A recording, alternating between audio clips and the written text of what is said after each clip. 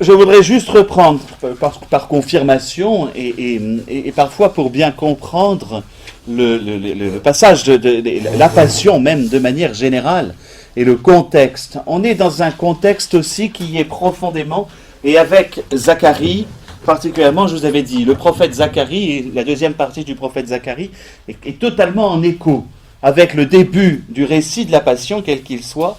Et on a donc un caractère, on va en reparler, j'en reparlerai avec l'histoire de la tentation, n'entrez pas en tentation. On est dans un véritable moment eschatologique. Ça nous paraît étrange parce que pour nous, quand je dis eschatologique, ça veut dire les fins dernières, donc la fin du monde, etc. Non, il y a quelque chose de l'ordre de l'eschatologie, c'est l'accomplissement de toutes choses. Ce n'est pas la fin du monde en soi. L'eschatos, c'est les choses sont enfin accomplies. Et donc il y a, parce que l'apocalyptique, le genre littéraire qu'est l'apocalypse, si vous voulez, les apocalypses, parce qu'il y en a de nombreuses, que ce soit celle de Daniel, que ce soit celle de Zacharie, que ce soit celle évidemment de Saint Jean, mais les apocalypses aussi à l'intérieur des évangiles. Vous savez qu'il y a des apocalypses, des discours apocalyptiques, en tout cas des discours eschatologiques. Le moment de la passion, le moment de la passion entre totalement en écho avec ces événements. Et donc, on est à la fois de l'événement historique, comme toujours, mais cela renvoie toujours, dans ces récits, à quelque chose de bien plus large. L'accomplissement de toutes choses. Entre autres, pour l'agonie, ça va nous être utile. Parce que la question de l'agonie, on ne va pas pouvoir la comprendre si on ne la voit pas comme l'ultime combat contre le dragon, contre le serpent. Parce que l'agonie, c'est cela aussi. Et donc, voilà, à l'intérieur... Donc c'est pour ça que les récits de la passion, j'allais dire, il y a des strates, des couches, et il va falloir creuser. Moi, je vais m'en tenir, évidemment, qu'à la partie pour pouvoir... J'ouvrirai que des pistes, mais on va continuer de creuser et jusqu'au bout. Lorsque Pascal dit que le Christ est crucifié jusqu'à la fin du monde, ou en agonie jusqu'à la fin du monde, en réalité, c'est profondément ce que disent les récits de la Passion. C'est qu'on a quelque chose qui se passe. Et entre autres, pour preuve, peut-être davantage chez Saint Luc, mais on l'a aussi pour preuve que ce soit chez Saint Matthieu ou chez Saint Marc. Si vous prenez, je vais prendre chez Marc, l'annonce de la chute des disciples. Vous prenez les 3 premiers versets, donc après avoir chanté les psaumes, ils partirent pour le mont des Oliviers, voilà. Jésus leur dit, vous allez tous être exposés à tomber, car il est écrit, je frapperai le berger et les brebis seront dispersées. Donc là, on renvoie à quelque chose, une catastrophe. Catastrophe qui est justement la grande épreuve, à laquelle les disciples eux-mêmes vont se trouver confrontés. Mais, et ce mais est très très important, une fois ressuscité, je vous précéderai en Galilée. Donc cette grande tribulation est suivie d'une promesse, comme dans tout Apocalypse, vous voyez bien, d'une promesse de restauration, en tout cas d'équilibre, de retour à une relation, non pas de retour en arrière, au contraire, mais parce que la résurrection ouvre quelque chose de différent, en tout cas d'un apaisement. Il y a une promesse derrière. L'épreuve n'est jamais sans la promesse. Pensez au contexte toujours, quand on lit les récits de la Passion, peut-être qu'au début, c'est là que j'en dis le plus, mais le contexte historique, c'est aussi un contexte de persécution pour le peuple chrétien, pour les chrétiens de l'époque. Et si Jésus rassure ses apôtres, et en tout cas si Marc ou Matthieu particulièrement, Luc le sera un peu moins, et Jean de manière très très différente, s'il cherche à rassurer, vous voyez bien ce passage-là, mais il y a quelque chose derrière, c'est dans le contexte de persécution dans lesquels ces évangiles sont transmis. Il ne faut pas l'oublier, que les chrétiens sont persécutés depuis Saint Étienne, depuis Jésus. Mais à partir de Saint Étienne, c'est systématique. C'est endémique au moment de la rédaction des évangiles. Et donc il y a aussi une manière de rassurer dès le début du récit de la Passion.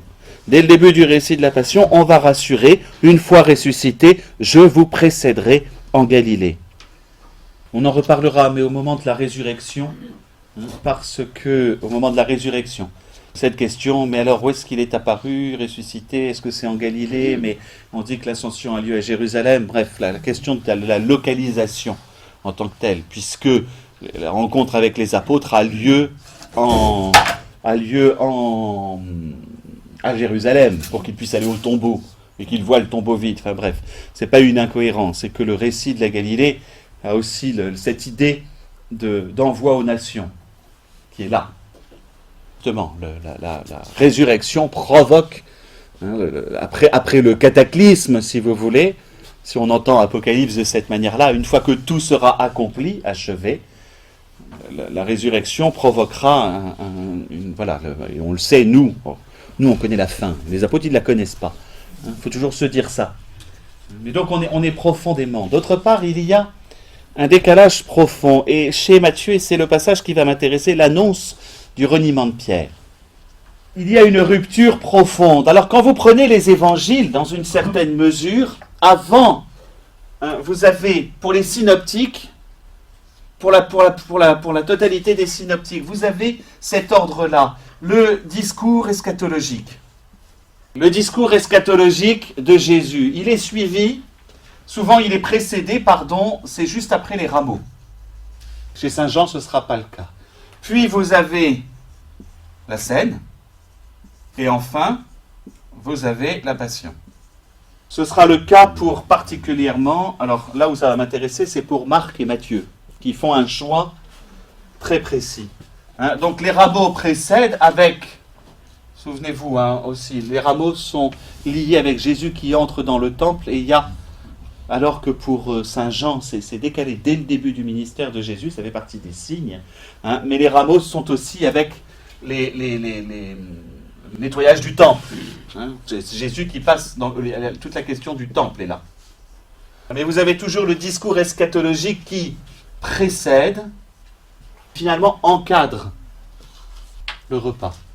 C'est juste pour nous, en termes de compréhension, c'est que nous ne pouvons pas non plus comprendre le récit de la scène sans la mettre dans un cadre eschatologique.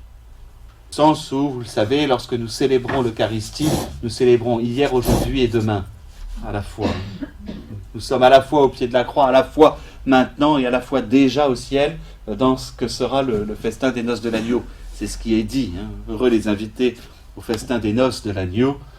C'est vraiment là, ça nous renvoie à l'accomplissement définitif de l'histoire.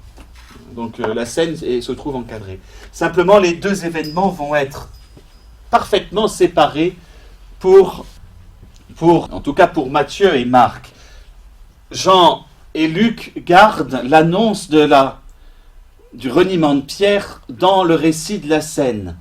Ce que Marc et Matthieu ne font pas. Alors, allez savoir exactement à quel moment il est, ce n'est pas ma question. Historiquement, est-ce que Jésus a annoncé le reniement dans la foulée de Judas, trahison de Judas, ou est-ce qu'il l'annonçait? Ce n'est pas finalement la question. Ce qui est intéressant, c'est de voir la construction. Luc et Jean intègrent l'ensemble à la scène, et sachant que dans le récit de l'annonce de la trahison de Judas, particulièrement chez Saint Luc, il y a une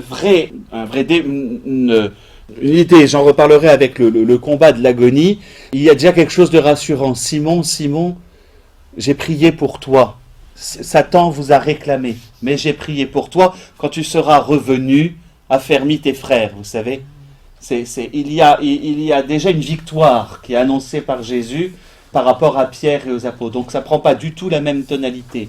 Là où Marc et Matthieu placent l'annonce du reniement, c'est véritablement pour marquer le contraste. La scène est ce lieu apaisé, repas de fête, repas pascal. Elle semble totalement oubliée quand on bascule dans la passion. Donc là, c'est dans la mise en récit. Je ne sais pas de quel côté elle était, mais dans la mise en récit, pour eux, il est plus important de montrer cette rupture et ce côté, voilà, la passion commence par cette annonce brutale du reniement.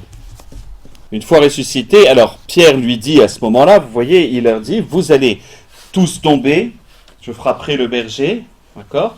Je suis toujours chez Marc. Pierre lui dit alors, même si tous viennent à tomber, moi je ne tomberai pas. Matthieu, je précise, parce que pour Matthieu c'est toujours important, tomber à cause de toi. C'est la fin des béatitudes, pas les persécutés à cause de mon nom. Vous aurez toujours ça. Donc même si tous viennent à tomber, moi je ne tomberai pas. On va dire pour nous, c'est encore une bravade de Saint-Pierre, et évidemment il va s'y prendre les pieds. Il est comme les autres, il est plus impulsif, si vous voulez, que les 10 autres en l'occurrence, puisqu'il y a déjà plus Judas, mais il ne faut pas obligatoirement le prendre simplement comme une bravade. Je crois vraiment on est dans la suite de la scène, c'est pour ça que je trouvais important de vous dire ça. Donc d'un moment où ils étaient tous unis, on est dans la suite des rameaux. Jésus a été acclamé à son entrée à Jérusalem. On est à la suite de la résurrection de Lazare. Jésus a montré une pleine puissance avec la résurrection de Lazare. Et Saint-Pierre est témoin de la résurrection de la fille de Jaïr, est témoin de la transfiguration. Bref, Saint-Pierre, sincèrement, vous comprenez ce que je veux dire ? Il faut toujours faire attention. Oh là là, il nous fait encore un coup. Voilà. Mais de la même manière qu'il avait dit, non Seigneur, ça ne peut pas t'arriver. On sera là, vous savez bien, tu ne pourras pas, on sera là. Il y a quelque chose de sincère, de profondément sincère. Il faut faire attention, quoi. Le pauvre Saint-Pierre, de ne pas le mettre tout de suite dans la case de ceux qui parlent trop vite. Non. C'est profond ce qu'il dit. Et il croit réellement, simplement, quand il va voir la cohorte débarquer. D'ailleurs, Saint-Pierre cherchera à défendre, puisqu'il va donner un coup d'épée. Et donc, il n'est pas pleutre. C'est tout sauf un pleutre. Alors, son reniement a quelque chose d'étonnant. Mais voilà, donc c'est pour ça que je vous invite, il faut toujours faire très attention, parce qu'on fait tout de suite, ah là là, il y a notre Saint-Pierre qui nous fait son bravage. Ben non, c'est pas une bravade, c'est quelque chose qui monte sincèrement. Et d'ailleurs qui va monter avec les autres vont dire, je passe juste l'annonce, la prophétie du reniement, mais si vous allez plus loin, lui reprenez plus loin, même si je dois mourir avec toi, je ne te renierai pas. Et tous en disaient autant. Saint-Pierre aussi se montre comme comment vous dire, il est bien à la tête des autres, quoi. C'est vraiment le meneur de la bande. Et les autres, tout aussi sincèrement, vont exprimer leur volonté de suivre Jésus. Voilà, faisons toujours attention dans nos lectures. Là où c'est intéressant, c'est ce qu'il y a entre deux. Jésus lui répond, et il y a quelque chose de très solennel dans ce que Jésus va lui dire, par l'ouverture avec ce Amen. Amen. Jésus insiste, dès qu'on a cette expression, elle est toujours doublée chez Saint Jean, Amen, Amen, chez les autres souvent elle est dite simplement, mais là ce qu'il va dire c'est quelque chose de ferme. Annonce de ce qui va arriver à Pierre, je te le dis, toi aujourd'hui, cette nuit même, avant que le coq chante 2 fois, tu m'auras renié 3 fois.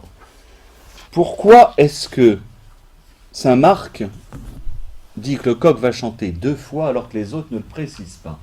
Vous avez ça, là-dedans. Juste pour une question, je vous jure, j'ai tout épluché. C'est assez étonnant. J'ai retenu une. Vous allez tout avoir.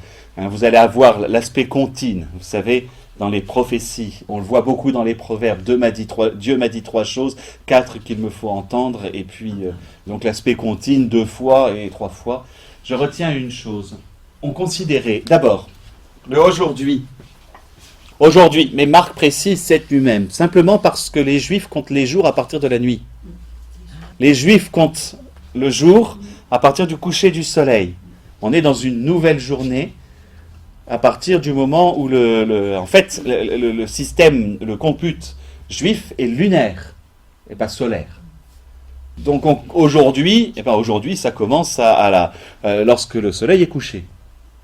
Donc aujourd'hui, cette nuit même, tu m'auras renié alors que le coq chante 2 fois.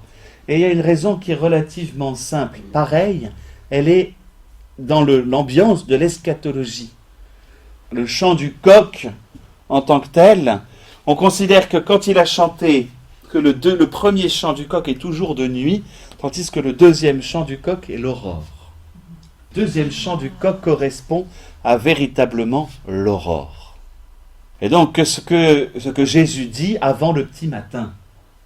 Avant le petit matin, tu m'auras renié. Ce qui est beaucoup plus compréhensible pour nous. C'est une tradition. J'ai trouvé cette interprétation pour moi, celle qui me plaisait le plus, en tout cas qui était la plus éclairante.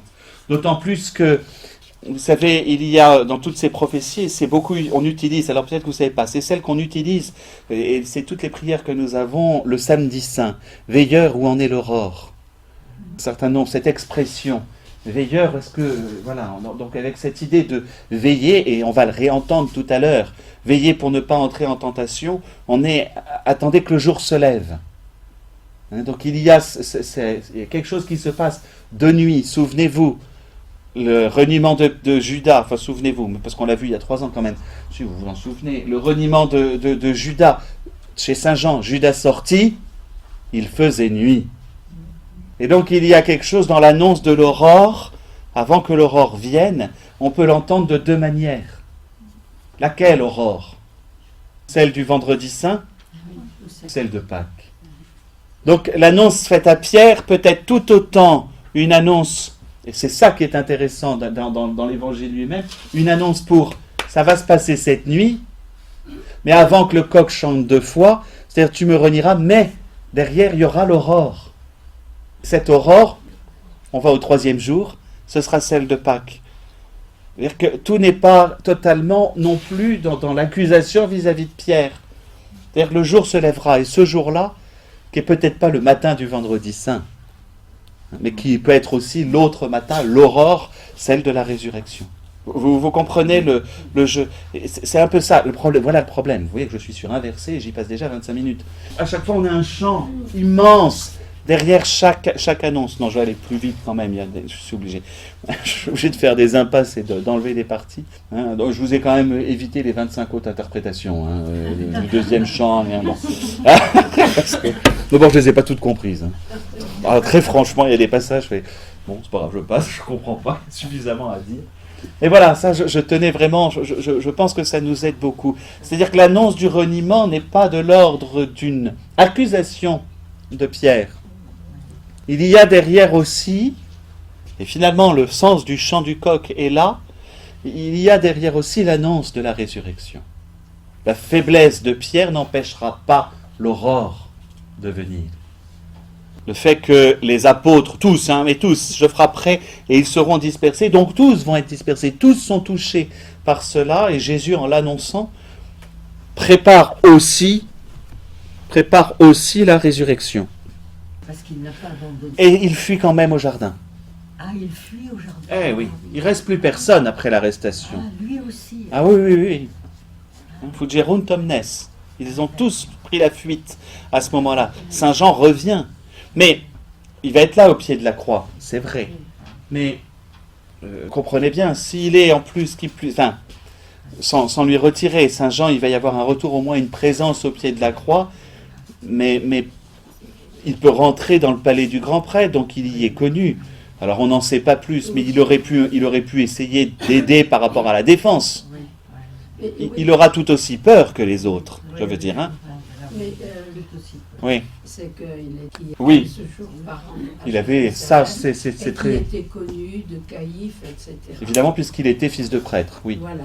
Et la deuxième chose, c'est qu'il n'y a que les enfants. Adultes n'avaient pas le droit de suivre un condamné, alors que lui, étant encore. Au moins au moment au pied de la croix, c'est-à-dire qu'on gardait à distance les hommes pour éviter qu'il y ait. Donc, il n'avait pas le droit d'approcher. Or, Jean, très probablement, est jeune. Et jeune suffisamment, c'est-à-dire enfant, c'est-à-dire moins de 16 ans. Et donc, il peut bien avoir suivi Jésus dès l'âge de 15-16 ans. Ça paraît pas impossible.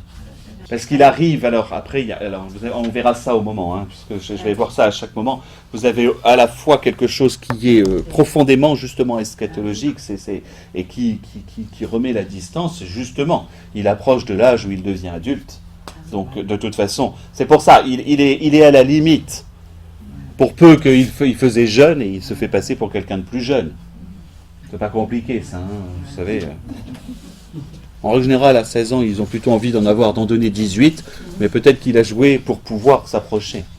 Hein, il est jeune, et puis, bon, après, il y a certainement une histoire de relation familiale. On en parlera en temps. Mais c'est vrai que tous vont fuir, et Jésus l'annonce. Je veux dire, ce serait incohérent pour nous, il faut qu'on comprenne bien ce que je vais frapper le berger, et le troupeau sera dispersé. Et il y a vraiment tous les apôtres, aucun ne va rester à Gethsémani. Ils vont tous, alors vraiment tous fuir. Je vous rappelle, premier acte collégial des évêques. Ils ont fui. Parce que les apôtres sont les premiers évêques. Et il y a vraiment un moment, et même si certains vont revenir, puisqu'on le sait, de la même manière, Pierre finalement ne va pas non plus fuir, mais va se retrouver désemparé parce que Jésus va se laisser arrêter. Ne comprend pas. Et cette incompréhension, alors ils vont quand même suivre avec Saint Jean, mais voilà. Ça reste quelque chose d'étonnant. On va essayer, on verra au moment. Mais ils parviennent donc... Quoi donc ? D'abord, d'une part, et puis ils sont en train... Je vous rappelle, parce que ça c'est très important, on est face à un combat, et Jésus en est conscient. Un combat qui dépasse l'entendement humain. Ce qui va se passer là, dans la Passion, est un combat eschatologique au sens où on est vraiment dans l'affrontement du bien et du mal. Mors et vita duello, nous dit le victime Pascali, oui. La mort et la vie sont battues en duel. Mors et vita duello, bref, combat admirable, combat extraordinaire, épique si vous voulez. Et donc, les apôtres n'ont pas... Il y a bien que Jésus qui peut entrer dans ce combat. D'ailleurs, il en est conscient de cette solitude profonde. Hein, il vient quand même, il sait où il a appris. Mettez-vous, hein. Alors, Jésus a une connaissance du passé et du futur dans une certaine mesure. On ne va pas parler de préscience lorsqu'il annonce. Il sait que le combat de la Passion va être douloureux. Donc il a une pleine lumière, une pleine intelligence sur les choses qui vont se passer. D'accord ? Mais quand bien même il a cette pleine lumière des choses qui vont se passer, quand bien même il sait qu'il y aura un traître, pensez-vous que Jésus, dans son attitude avec les apôtres, pouvait être à demi-mesure ? Non. Et donc, le personnage de Judas est un ami profond. C'était dans la scène, mais un ami profond de Jésus. Là, pour nous, Judas, évidemment, c'est le grand méchant. Il finit pendu et tout, d'accord. Mais il est quand même choisi par le Christ. Et il y a donc une trahison qui est une trahison cherchée dans votre propre expérience, demandez à un pote, c'est la trahison d'un ami. C'est pas rien, psychologiquement. Même si Jésus est Dieu, même s'il avait connaissance que c'était possible, il ne peut trahir son amitié, lui. Et l'inverse va avoir lieu. Donc on part de cette souffrance. Et donc Jésus a cette connaissance que Judas est tombé. Est déjà tombé. Hein, tombé en grec, c'est scandalisé. C'est ça. Alors peu importe, mais il y a une trahison. Il vend Jésus. Je vous ferai remarquer, c'est pas rien. Il vend un ami. Là, même si ça va pas si loin, il le vend. Donc, à vrai dire, peu importe ça est si loin, il y a quand même une trahison profonde. Et il y a quelque chose pour Judas qui est rompu de l'ordre de l'amitié. Enfin, moi, a priori, si je vends un ami, je pense que c'est plus mon ami. Oui, mais il en fallait un. Il en fallait un pour faire tomber. Oui. Ce que je veux dire, c'est il en fallait un parce que l'Écriture l'annonçait et Jésus le savait. Ça n'enlève rien à l'amitié. Et l'amitié de Jésus ne peut pas être à moitié. Dire, bon, bah celui-là, de toute façon, je sais qu'il va me trahir, je ne vais pas trop m'investir en amitié. Vous comprenez ce que je veux dire ? L'amour de Jésus ne peut pas être à moitié. Donc dans la trahison de Judas déjà, parce que Judas lui-même est tombé. Hein, oui, donc tombé, quand on a ce mot-là, c'est scandalizein. Le scandale, c'est la chute. Soit à cause du péché, soit à cause de quelque chose qui est tellement étonnant ou... Judas ne comprend pas que... Alors on estime que c'est ça, a priori. Hein. Après, Saint Jean va en rajouter. Judas était quand même un voleur. On le sait. Et c'était un voleur. Il se servait dans la bourse commune. Et ça, Saint Jean le précise. C'était un voleur. C'est pas... faut le dire, faut pas aller à moitié. C'était un voleur, et donc quelqu'un pour qui l'argent avait plus d'importance, d'où vendre un ami ne lui pose pas de problème. Donc quand même, hein, faut pas le...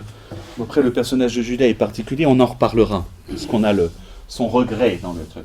Simplement, il est quand même tombé au sens où il tombe de face à la personne. Et donc Jésus est conscient que le chemin dans lequel il est un combat d'une telle puissance que c'est au-delà de l'entendement des apôtres. Et que les apôtres eux-mêmes vont scandaliser, vont tomber.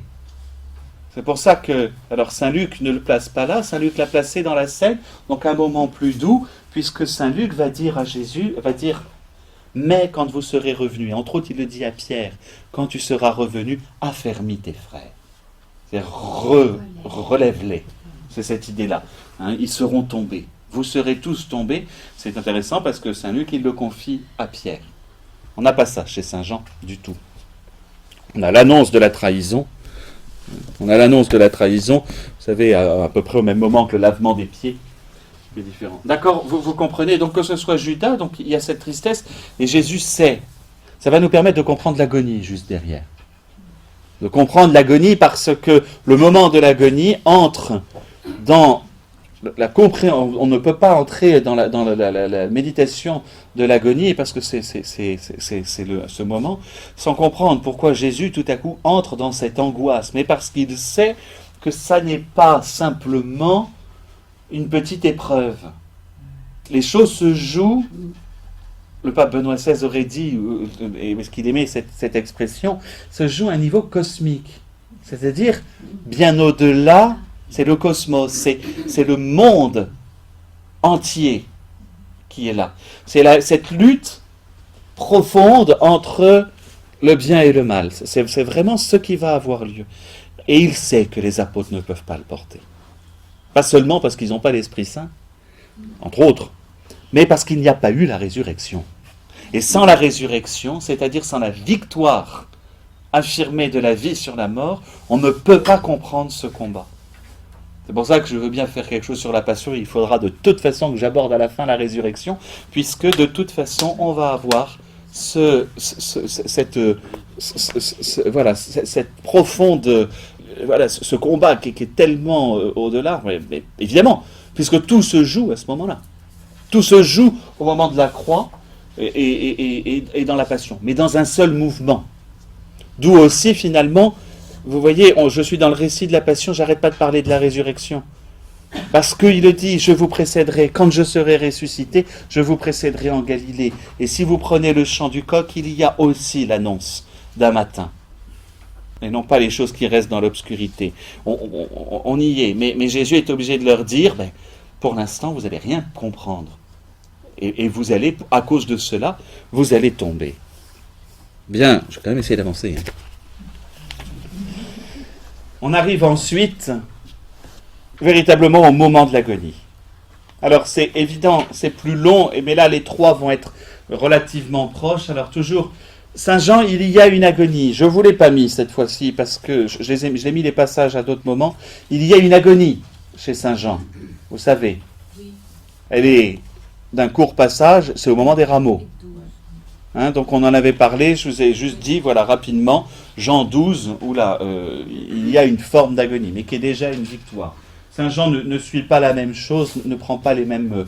vous allez voir, comme dans le reste de l'écriture, Saint Jean en profite pour combler quelques trous des autres. Ce ne sera pas tellement le jugement, ça va être plutôt le jugement chez Pilate, donc sur lequel il va insister, alors que les autres insistent davantage sur le jugement juif. Comme ça, on a les deux procès, en fait, le procès juif, le procès romain. Toujours est-il que là, on a un premier. Premièrement, ils parviennent à un domaine appelé Gethsémani. Vous savez que c'est très compliqué. Flavius Joseph précise que les Romains, au moment de la prise de Jérusalem, ont utilisé et ont détruit la totalité des arbres qui étaient autour de Jérusalem. Donc l'emplacement en tant que tel de Gethsémani est difficile. Très probablement un endroit où les oliviers poussent aisément, donc au pied du mont des Oliviers, le domaine. Or là, la tradition, il veut, donc ce que dit Raymond Brown, c'est assez intéressant. Il dit c'est très vraisemblable. Parce que là où le domaine, là où on considère qu'aujourd'hui à Jérusalem se trouve Gethsémani, c'est profondément vraisemblable, puisque là il y a une grotte et c'est un endroit facile pour mettre un pressoir. Gethsémani, c'est ce que ça veut dire. Voilà, le pressoir à olive. Un pressoir à olive, si vous voyez comment on fait l'huile d'olive, voilà, on a cette idée de pressoir. Mais par le pressoir, entre guillemets, à olive, évidemment, l'interprétation qui va être faite par la suite, hein, c'est Jésus lui-même qui va être broyé par Jésus lui-même qui va être broyé comme les olives. Enfin bref. En plus, l'huile d'olive est liée à l'onction des rois d'Israël. Vous avez toujours ce lien. En revanche, ce qui est intéressant, donc voilà, pour ce domaine, Saint Luc ne précise pas, Saint Jean non plus. Hein, on sait que dans ce jardin, il avait l'habitude d'y aller et que Judas connaissait l'endroit. Donc sans doute une propriété privée dans laquelle il pouvait se rendre. C'est là que Jésus dit à ses disciples « Asseyez-vous pendant que je vais prier ». Puis il emmène avec lui Pierre, Jacques et Jean, Matthieu précise, les deux fils de Zébédée, et il commença à ressentir tristesse et angoisse, ou frayeur et angoisse selon la traduction. Donc là on entre réellement dans l'agonie. Premièrement, pourquoi choisir encore une fois Pierre, Jacques et Jean? C'est le seul d'ailleurs qui le précise par rapport à l'agonie en tant que telle. Vous verrez que Saint Luc ne le précise pas. Il est juste écarté à la distance d'un jet de pierre. Alors, le jet de pierre, ça peut être juste un jet comme ça ou un jet comme ça. On ne sait pas exactement ce que ça veut dire. En tout cas, à une certaine distance des autres, de sorte qu'on puisse l'entendre ou quoi que ce soit. Mais l'agonie chez Luc n'a pas du tout la même puissance, la même valeur que l'agonie chez les deux autres, Marc et Matthieu. Il prend avec lui, alors, les événements, c'est toujours intéressant de s'en souvenir, les événements qui ont marqué les personnages de Pierre, Jacques et Jean, ils sont présents à 3 moments, enfin au moins à 2 moments très très particuliers. La résurrection de la fille de Jaïr. La résurrection de la fille de Jaïr. Au tout début de l'évangile, on est encore à Capharnaüm. Donc ils sont d'une puissance de Jésus étonnante. D'autre part, ils vont être témoins de la transfiguration. Ils sont témoins de la transfiguration, donc de cette familiarité de Jésus avec Dieu, et puis ils entendent celui-ci est mon fils bien-aimé. Ils sont privilégiés, si vous voulez, pour ces événements-là. À Pierre a été annoncé, pas seulement le reniement, mais qu'il est le chef, le premier des apôtres, si vous voulez. Donc pour Pierre, il y a la primauté. Et je vous rappelle que pour Jacques et Jean, il y a la promesse de la coupe. Ma coupe, vous y boirez. Coupe. Ma coupe, vous y boirez. Vous savez, Madame Zébédée.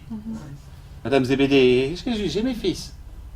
Mais les, un à ta droite, un à ta gauche. Vous voyez la mère juive qui vient insister pour que ces deux garçons. Regarde, c'est Jacques, c'est le plus beau, mets-le à ta droite. C'est Jean, c'est le plus beau aussi. Mets-le à ta gauche. D'accord ? C'est Madame Zébédée qui vient insister pour bien placer les fils. Bon, c'est un peu la demande des fistons qui viennent, et là, Jésus leur dit, la coupe que je vais boire, pourrez-vous la boire ? Nous le pouvons. Et ils sont aussi surnommés, alors, pensez bien qu'il peut y avoir eu une transformation en Saint Jean par la vertu de l'Esprit Saint, comme en Saint Jacques. Mais ils sont quand même appelés dans l'Évangile les fils du tonnerre, voire néguès. Ils sont impétueux. Un village de Samarie ne veut pas recevoir Jésus. Veux-tu que nous demandions au feu du ciel de descendre sur lui ?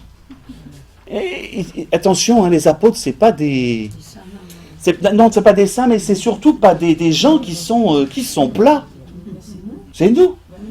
Et donc ils ont du tempérament. Non, c'est parce qu'on se fait souvent une idée. Ça, saint Thomas. Ah non, je ne veux pas y croire. Mais comme saint Thomas, pour revenir sur la passion, juste au moment de la résurrection de Lazare, c'est saint Thomas qui dit « Allons, montons mourir avec lui. On va y aller, on va se battre. » Je vous rappelle que, alors saint Matthieu a quand même, alors peut-être un autre tempérament, enfin c'est quand même un banquier, a priori véreux. Après, je ne sais pas si ça va ensemble ou pas. Non, en tout cas, voilà, enfin, c'est un banquier, voilà, il manie de l'argent, donc de toute façon, il est face à la tentation de manier de l'argent. Je vous rappelle qu'il y a quand même un zélote là-dedans, donc un fanatique, hein. Simon, le zélote. Et même si les autres, on n'en entend pas parler, mais, enfin, et voilà. Le seul qui là-dedans paraît doux, c'est André, il y en a deux, André et Philippe. André et Philippe paraissent franchement doux par rapport aux autres. On va voir André pour lui demander, on ne peut pas approcher de Jésus. On a l'impression que voilà, si vous voulez. Mais donc, ce sont des hommes, c'est de la carrure. Et les deux là, Jacques et Jean, c'est pas de la gnognotte quoi. Ils sont pas tout doux, tout gentils. Et il vaut mieux avoir du caractère, imaginez, pour annoncer que Jésus est ressuscité face au monde après. Hein. Donc Jésus, il en choisit aussi de tempérament. Il ne va pas choisir des timorés. C'est pour ça qu'il faut nous rendre compte. Ils sont tous en train de dire ah mais oui, mais on va te tenir. Même si on mourra tous avec toi. Parce que ce sont des hommes qui ont du caractère. Qui ont vraiment... Ce sont des hommes, c'est pas des... Voilà, c'est pas des faibles. Et Jacques, ça ne représente pas... Alors, en plus, on va avoir à travers les prénoms, hein, Jacques et Jacob, puisque c'est son nom. Alors, ils sont quand même deux Jacques hein, dans l'environnement. Hein. Il y en a un, on sait aussi qu'il avait du tempérament, on le sait dans les Actes des Apôtres. Hein, l'autre Jacques. Donc, il y a toute une... il y a un certain nombre d'idées. En tout cas, ces trois-là, particulièrement, ont une place dans l'environnement de Jésus. Et surtout les deux à qui Jésus ma coupe, hein, vous y boirez. Et donc, eux qui ont vu la puissance de Jésus dans la résurrection de la fille de Jaïr, eux qui ont entendu cette relation particulière qu'il avait avec Dieu au moment de la transfiguration, vont assister aussi à ce moment où, dans son humanité, le Christ éprouve la plus grande souffrance. Beaucoup de pères de l'Église, beaucoup de mystiques affirment que la plus grande souffrance de Jésus, ça a été l'agonie. Le reste n'est qu'un enchaînement qui, en effet, si vous relisez d'une traite, vous allez voir que le moment problématique, c'est l'agonie. C'est pas le reste. Le reste, il y va. C'est cette décision intérieure de Jésus par rapport à sa passion, à ce qui va arriver. Le vrai combat, c'est ce que veut dire agonie d'ailleurs. Agonie, c'est combat en grec, d'abord. Et le vrai combat de Jésus, c'est le moment, c'est ce combat pour accepter d'aller jusqu'au bout. Alors, on en reparlera. Donc, ils vont assister à la vraie souffrance du Christ. Et nous le savons, comment dire, je le disais hier soir au cours, et on peut le répéter, ce qui peut être fait, on est dehors, vous allez dire, mais ce ne sont que des souffrances psychiques, psychologiques de Jésus. Elles vont devenir physiques, oui, mais le moment de l'agonie, il y a quelque chose qui se passe uniquement dans sa prière et dans sa tête. On ne le fouette pas, on n'a rien, même s'il va transpirer, on en reparlera, du sang. Oui, mais ça, c'est la conséquence. On n'est pas en train de le fouetter, il n'y a rien de physique dans l'agonie. Ce n'est pas une souffrance physique, c'est une souffrance qui est purement psychologique, psychique. D'accord ? Et nous savons aujourd'hui, que ces souffrances, en tout cas on l'admet beaucoup plus, ces souffrances psychiques n'ont aucune commune mesure avec des souffrances physiques. D'un autre ordre, mais un ordre d'une douleur, en termes de souffrance, alors c'est justement, il faut peut-être séparer souffrance et douleur. Douleur, c'est le mal éprouvé, donc qui est ressenti, j'allais dire, de l'ordre des nerfs, alors que souffrance n'est pas du même ordre. On a souvent tendance à... Tout l'enjeu de quelqu'un qui est en médecine. Est-ce qu'on soulage la douleur ou la souffrance ? Les deux domaines. Et donc, il va y avoir dans le moment de l'agonie, et et les trois, appelés à témoigner aussi à leur tour. Hein, Saint Jacques sera le premier martyr, apôtre martyr, exécuté par Hérode, enfin Agrippa.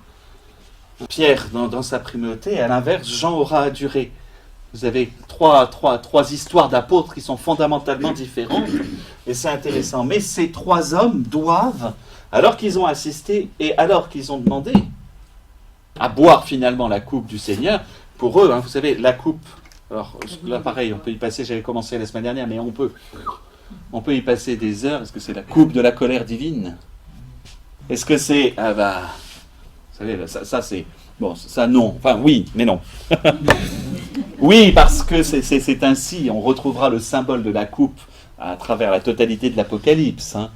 Cette coupe qui finalement va être versée, c'est la coupe de la colère de Dieu. Et c'est cette colère, c'est le cumul de tout le péché du monde. Donc c'est l'amertume. Cette colère ne serait pas une souffrance aussi?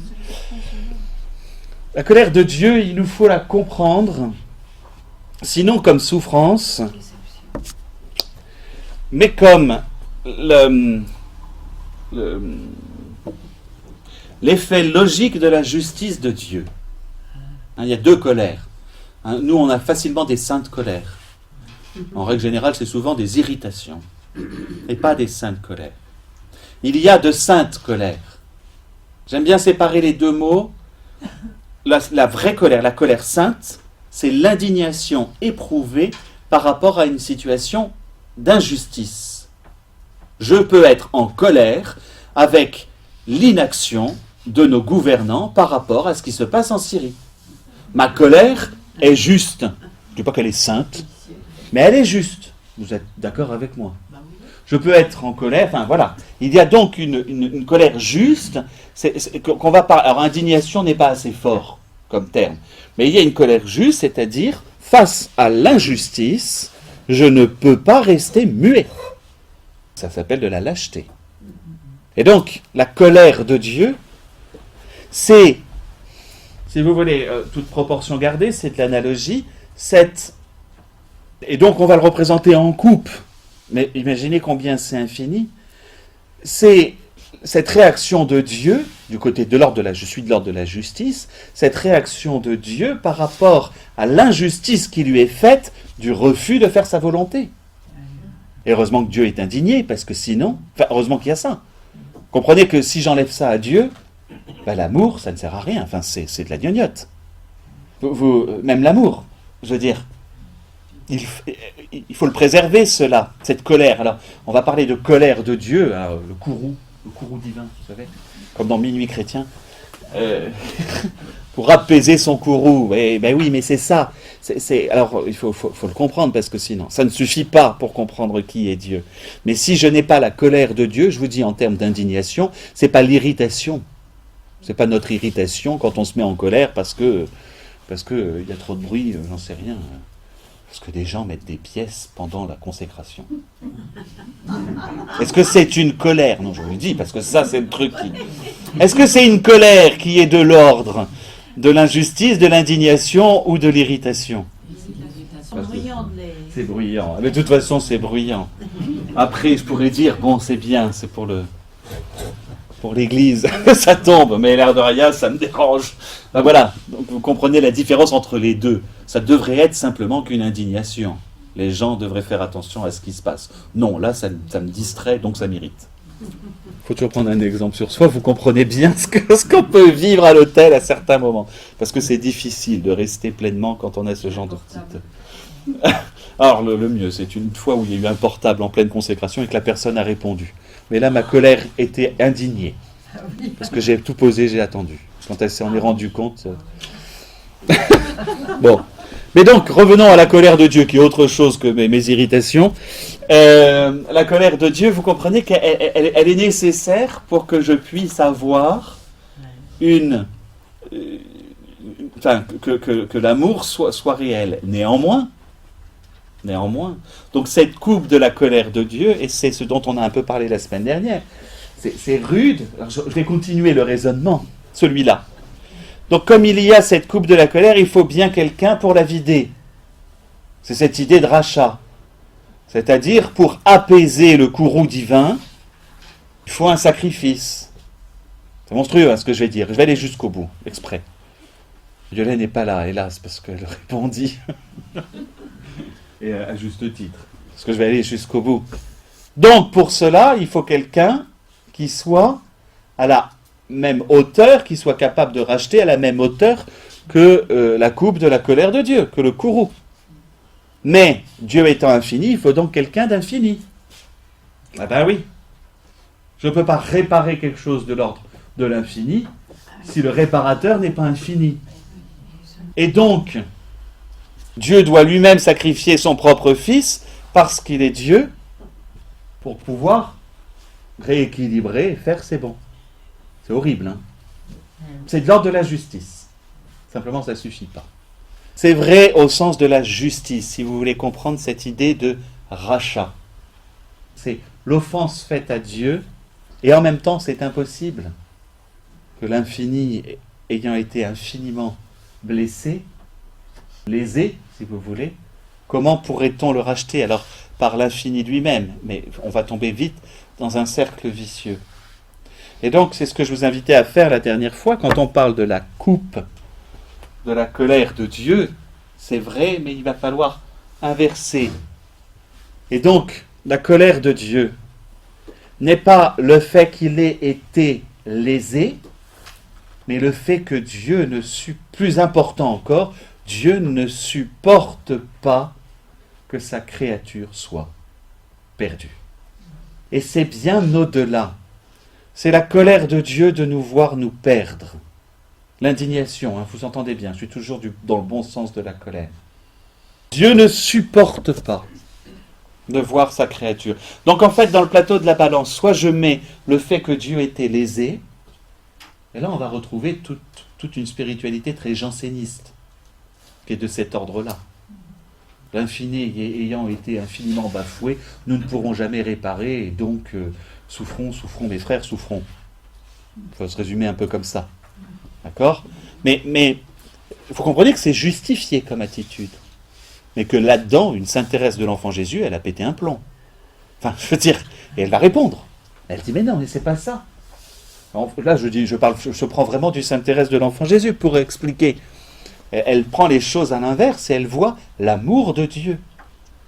Et l'expérience qu'elle vit avec ce condamné à mort, qu'elle veut voir se convertir, c'est justement, elle vit cette expérience de Dieu, on va le dire avec des mots qui sont impropres à Dieu, angoissée de voir cet homme aller au trépas. Vous comprenez ce que je veux dire? Et lorsqu'elle comprend ça, c'est un événement fondateur chez Sainte Thérèse, hein, cette histoire de... C'est pas seulement « ouais, Dieu m'a exaucé ». C'est qu'elle éprouve personnellement cette angoisse de Dieu de voir sa créature se perdre. Il embrasse la croix, juste avant d'être guillotiné. Et justement, elle dit « c'est bon ». Elle en a l'assurance, elle demandait un signe. Simplement, voilà où elle est exaucée, elle obtient un signe. Mais pour nous, c'est intéressant. Donc, si j'envisage cette coupe comme l'expression du plus grand amour, c'est l'amour bafoué, évidemment, de Dieu, mais c'est surtout l'expression de l'amour de Dieu qui cherche un ultime moyen pour permettre à sa créature de ne pas se perdre. Et que l'amertume, on en parle aussi beaucoup, hein, l'amertume de cette coupe, c'est finalement, entre guillemets, l'amertume de Dieu, comme quelqu'un dont l'amour est bafoué, qui est amer, pas au sens amer pour nous, mais qui a ce goût amer de pas avoir justement de perdre celui qu'il aime. Mettons les choses du côté de l'amour, c'est beaucoup plus aisé. Même si du côté de la justice, ce que je vous ai dit se tient, est réel. Mais en Dieu, au-delà, justement, la miséricorde et au-delà de l'amour, c'est que la justice de Dieu va au-delà simplement de dire « j'ai été lésé ». La justice de Dieu va dire « ma créature à qui je veux partager ma divinité se perd et par conséquent, il faut que je la sauve ». Et donc la coupe, fameuse coupe, c'est celle-là. C'est-à-dire cette peine, souffrance, angoisse, je ne sais pas le mot parce que ça ne convient pas à Dieu, de Dieu, aucun ne peut convenir à Dieu. C'est que des mots humains. hein, mais face à sa créature qui se perd. Et donc Jésus va leur montrer. Et finalement, si nous voulons comprendre l'agonie, on est aussi de cet ordre-là. L'agonie que Jésus éprouve, c'est qu'humainement, il subit humainement à la fois deux choses. Parce qu'il faut bien voir. Dans sa divinité, il sait à quel point cet amour est bafoué. Il connaît l'amertume de l'amour bafoué de cette coupe. Comme il dit que cette coupe puisse s'éloigner, on va reprendre après les termes. Mais il y a quelque chose de cet ordre-là. Pour Jésus, il n'y a pas un autre moyen. On verra après pour sa prière. Mais il sait à quel point en Dieu c'est une souffrance immense, puisqu'il l'a éprouvé lui-même. C'est-à-dire que les colères de Jésus sont toujours face à la mauvaise foi, pas face au péché en soi. Vous remarquerez dans les évangiles que Jésus se met en colère, rarement, mais il se met en colère quand il a en face de lui de la mauvaise foi, c'est-à-dire un refus de croire, et en fait un refus de l'amour. Face au pécheur, il aura toute miséricorde, et il ne se mettra pas en colère. Il ne s'est pas mis en colère avec la pécheresse pardonnée, il ne s'est pas mis en colère avec la femme adultère, rajoutez quand même pardonnée, parce que la pauvre elle est adultère jusqu'à la fin des temps. Je vous rappelle qu'elle a été pardonnée. Elle a été adultère. Non mais on lui colle son péché. Pauvre femme. Et puis elle n'était pas seule. Mais lui, il n'a pas été arrêté. Mais celle de l'Évangile. Celle de l'Évangile, hein, de Saint Jean. Non mais voilà, il va pardonner sans problème. Et Jésus, face aux pécheurs, marque justement cette détermination de Dieu qui... C'est pour ça, les péchés du monde, Jésus porte le péché, les péchés du monde, oui. Mais la souffrance la plus intense de Dieu, j'allais dire, il n'y a pas de petits péchés, ce serait complètement idiot. Hein, c'est quand même un adultère, fut-il commis par un homme, une femme, c'est quand même grave. Hein, la prostitution, ou la pécheresse pardonnée, ou Marie-Madeleine, c'est quand même un petit peu grave dans une existence. Voilà, je dis pas que je relativise pas le péché en tant que tel. En termes de souffrance de Dieu, il y a quand même la personne qui se perd. Mais Jésus pique des colères, c'est assez étonnant, mais si vous lisez attentivement déjà, pique des colères chaque fois que c'est l'amour, que c'est un problème du côté de l'amour. C'est la mauvaise foi, le refus de croire et surtout cette fermeture à la... Et s'il y a une souffrance dans l'agonie, elle tient évidemment au poids du péché du monde. Saint Jean l'avait dit, voici l'agneau de Dieu qui enlève le péché du monde. Hein, dès le début, Saint Jean Baptiste chez Saint Jean, hein, au chapitre 1, juste après le prologue, c'est la première chose qui est dite par Saint Jean Baptiste. Enfin, après avoir décliné le fait qu'il soit le Messie, quand il voit Jésus, voici l'agneau de Dieu qui enlève les péchés du monde. Donc il y a bien quelque chose de l'ordre du péché qui gêne Dieu, en tout cas qui abîme Dieu. En revanche, et là c'est bien au-delà, et on a aussi cette coupe de l'amertume. Et là, l'agonie est autour de cela. Si on reprend le passage, hein, mon âme est triste à mourir. Alors bon, il y aurait mille choses à dire. Restez ici éveillés. Allant un peu plus loin, il tombait à terre et priait pour que, s'il était possible, cette heure s'éloigne de lui. Il disait, Abba, Père, tout est possible pour toi, éloigne de moi cette coupe, cependant non pas ce que moi je veux, mais ce que toi tu veux. On retrouve quelque chose de semblable. Je ne rentre pas sur les petites différences. Je voudrais... je ne vais pas pouvoir faire la tentation, c'est pas grave. La coupe est toujours liée aussi avec l'heure. L'heure. Et alors, c'est vraiment l'heure telle qu'on peut l'entendre, oui, chez Saint Jean. Là, pour le coup, je suis chez les synoptiques. Hein. L'heure, c'est-à-dire, et là, j'en reviens, ce temps, ce moment, cet instant, où toute chose, justement, est récapitulée, où toute chose est accomplie. L'heure, c'est cela. Mon heure n'est pas encore venue, je suis venu pour cette heure, dit Jésus. Hein, maintenant, mon âme est angoissée, justement au chapitre 12 de Saint Jean. Je suis venu pour cette heure. C'est l'heure des ténèbres. Hein, vous allez avoir l'expression en tant que telle. L'heure, il faut le voir pas pas comme un laps de temps, mais comme ce moment, pas comme un, voilà, c'est pas, je sais plus, redonner l'heure en termes de technique, c'est quoi, le mouvement du méridien de la Terre pour qu'il fasse telle distance, c'est comme ça qu'on calcule l'heure, hein, je sais plus comment, c'est par rapport au mouvement de la Terre, bref, c'est pas ça, c'est pas exactement 1 heure, mais 60 minutes ou 300 secondes, c'est pas la question d'un temps, c'est la question du moment de l'accomplissement. Donc l'heure, si vous voulez, elle est commencée avec l'agonie et c'est une heure qui se termine au matin de Pâques. C'est la même heure, si vous voulez. Elle en dure 72, mais c'est pas grave. L'heure, c'est le temps de l'accomplissement. Les temps sont accomplis. Expression qui est beaucoup plus fréquente dans les synoptiques. Les temps sont accomplis, convertissez-vous. Les temps sont là, l'heure. Et ce qui fait que Jésus vient, comme il l'exprime, pour cette heure, et que c'est là toute sa vocation, mais que cette heure est liée à la coupe, et Jésus éprouve une angoisse face à cela. Je vous ai dit, cette angoisse est tout autant humaine que divine. Divine dans le sens où c'est cette souffrance éprouvée de l'amour blessé. Mais elle est tout aussi humaine, car Jésus sait. Et là, on peut voir aussi à nouveau 2 niveaux. Un niveau simple, Jésus connaît les souffrances. En tout cas, sait qu'on va pas ça va pas se faire avec douceur, quoi. On va pas juste lui trancher la tête. Donc il sait qu'il y aura une souffrance physique plus importante encore que la souffrance psychique. Et donc, peu importe, il sait que le supplice c'est la croix, et il sait qu'on veut le mettre à mort, et il sait qu'il va être mis à mort. Là, il n'y a pas besoin de dire, il a une préconnaissance de l'avenir, il le sait.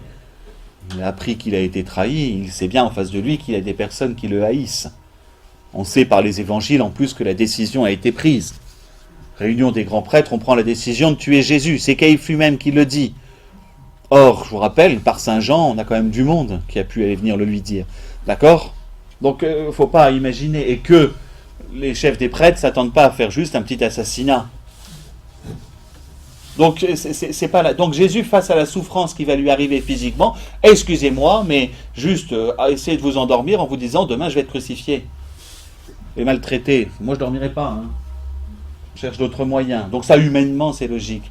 Mais il y a aussi un degré supérieur, encore au-dessus, où Jésus, je ne veux pas dire angoisse, c'est plus encore qu'angoissé, parce que pour nous, angoissé, c'est devenu finalement, éprouve cette terreur de se dire, et ça c'est humainement, qu'il arrivera à aller au bout, c'est-à-dire de cette résistance, voilà, c'est tellement énorme ce qu'il doit faire. C'est un peu, évidemment, il est soutenu par sa divinité, sa relation au Père. Mais est-ce qu'il peut aller, est-ce qu'il va pouvoir aller jusqu'à éprouver, accepter, d'éprouver l'absence de Dieu ? Mon Dieu, pourquoi m'as-tu abandonné ? Il va jusqu'à l'extrême, comme si Dieu se taisait. Que nous on appelle la nuit de la foi, ou ce qu'on va, cette épreuve de l'absence de Dieu. Thérèse de l'Enfant Jésus, de la même manière, l'exprime extrêmement bien. Avec Sainte Thérèse de l'Enfant Jésus, vous pouvez méditer la Passion, c'est extraordinaire, et elle l'éprouve dans sa vie, justement. Je me suis assise à la table des pécheurs, ceux qui sont sans Dieu. Et elle éprouve justement cette absence. Elle dit, c'est le plus terrible. Et donc, Jésus s'apprête à entrer dans cette nuit-là, aller jusqu'à éprouver intérieurement. Et donc vous imaginez, on comprend l'agonie rapidement. Et un peu, si vous voulez, là j'extrapole pas trop, mais si on continue l'analyse, c'est vraiment que cette coupe s'éloigne de moi, c'est est-ce qu'il n'y a pas un autre moyen ? Et cette prière n'est pas une prière de quelqu'un qui a les pétoches. Même si la peur ou l'angoisse l'habite réellement, on le comprendra, mais ce n'est pas quelqu'un de faible. En revanche, il fait aussi preuve de ce qu'est la prière, véritablement. C'est-à-dire que dans le... Vous avez aussi le récit, je vous avais dit, de 2 Samuel 15, je ne sais plus, David qui est obligé de quitter et qui quitte Jérusalem par le mont des Oliviers. À ce moment-là, Tsadok arrive avec l'arche d'alliance pour suivre David, et David va lui dire « Non, rentre à Jérusalem, s'il plaît à Dieu que je ne sois plus son roi ». C'est une manière aussi de prier, c'est-à-dire qu'il y a une prière qui monte vraiment du cœur de Jésus, et qui est logique, que cette épreuve s'éloigne de moi. On va retrouver quelque chose de l'ordre aussi de Jonas. Finalement, Ninive obtiendra par sa prière que le châtiment ne tombe pas sur elle.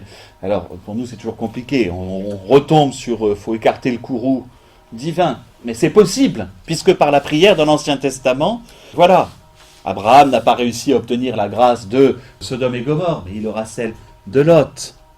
Vous voyez, il y a quand même une attitude de prière, et donc Jésus entre parfaitement dans la prière du psalmiste, qui est de demander que l'épreuve ne se présente pas, de sortir de l'épreuve.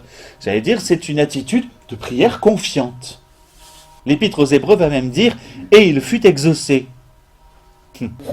Peut-être pas dans la façon dont son humanité aurait voulu, au départ. Parce qu'en revanche, la prière de l'agonie fait que Jésus entre en conformité avec la volonté du Père, totalement. C'est-à-dire que c'est un combat, non pas contre sa volonté propre. Imaginez bien que Jésus ne vit pas ce déchirement que nous vivons, nous, de ne pas vouloir faire la volonté de Dieu. Mais il entre, et c'est là que c'est encore plus... Il ne vit pas ça. Pour lui, la volonté de Dieu s'impose à lui, non pas justement comme quelque chose qui s'impose, mais comme quelque chose de naturellement bon. Simplement, à vue humaine, finir sur la croix, on ne le voit pas comme naturellement bon. Pourquoi ? Parce que ça demande, à vue humaine, quelque chose qui derrière est sinon impossible. Et pourtant, vous allez me dire, il en a au moins ressuscité 2. Fille de Jaïr et Lazare. Et Lazare, 4 jours. Et c'est aussi que la résurrection, ils sont juste, la fille de Jaïr et Lazare sont juste réveillés des morts. Mais ils ne sont pas ressuscités. C'est faux de dire la résurrection de Lazare. Ils meurent à nouveau. Ils sont morts après. Ils mourront après. Donc ils ne sont pas ressuscités. Ce ne sont pas des résurrections. Alors, c'est le problème du mot, qui a un double sens. Hein, ils sont revenus à la vie. Ils ne sont pas tombés dans les zombies non plus, mais La vie humaine. mais à une vie parfaitement humaine. Donc, il n'y a, donc a priori, enfin, ça ne changera rien. La résurrection qu'attend Jésus, ou que Jésus annonce, c'est autre chose, a priori. Simplement, comme ça n'a jamais été vécu, excusez-moi, à vue humaine, oui, c'est quelque chose de bon, que sa souffrance, donc la volonté de Dieu a quelque chose de bon, mais elle signifie, un éloignement absolu de la présence de Dieu, ce qu'en fils aimant, il ne peut pas supporter, et ne veut pas vivre. Donc on le verra après, le mon Dieu, pourquoi m'as-tu abandonné ? Et 2, c'est croire en la résurrection, qui est un changement radical, qui est une transformation radicale de la personne humaine, et c'est ce que Adam et Ève ont refusé, en définitive. La manière dont Dieu peut assumer la personne humaine. La mort est entrée dans le monde, au sens où il y a ce malheur de la mort, alors que Dieu prévoyait de tout temps cette manière d'assumer la nature humaine. Bref, il faut quand même avancer, parce que sinon on va finir là-dessus.